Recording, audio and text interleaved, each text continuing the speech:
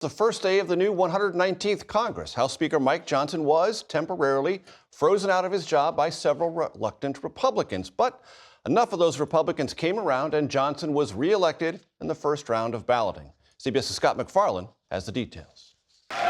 Mike Johnson received a big ovation and secured the big gavel, but was elected Speaker again by one of the smallest margins possible. Our nation is the envy of the world. Why?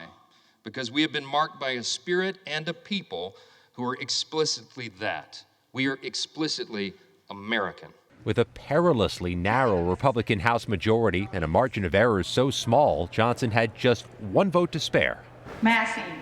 Emmer. Emmer.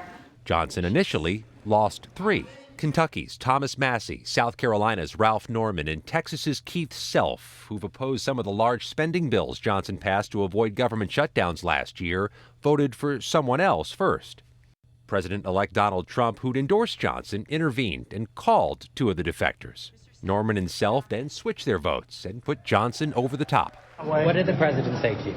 I'm not going to divulge my conversation with the president. We needed more input from members like myself, not a chairman, not in a leadership position, and I think that's what we have done. We got together, Mike gave us his assurances he's going to fight for the things we think are important for the country. And was it worth taking another hour? Yes. For Johnson, tougher sledding lies ahead. The House must raise the nation's borrowing limit in the coming months and avert another government shutdown in March to keep Trump's presidency from being derailed. But he might need Democrats to help if Johnson again suffers defections. Meanwhile, Republicans officially took charge of the U.S. Senate today. Vice President Kamala Harris administering the oaths. John Thune of South Dakota succeeds Mitch McConnell as Republican leader, with confirmation hearings of Trump's nominees, including to lead the Pentagon and the FBI, set for the coming weeks. Some other landmarks here tonight. The third and fourth ever African-American women elected to the U.S. Senate took the oaths of office.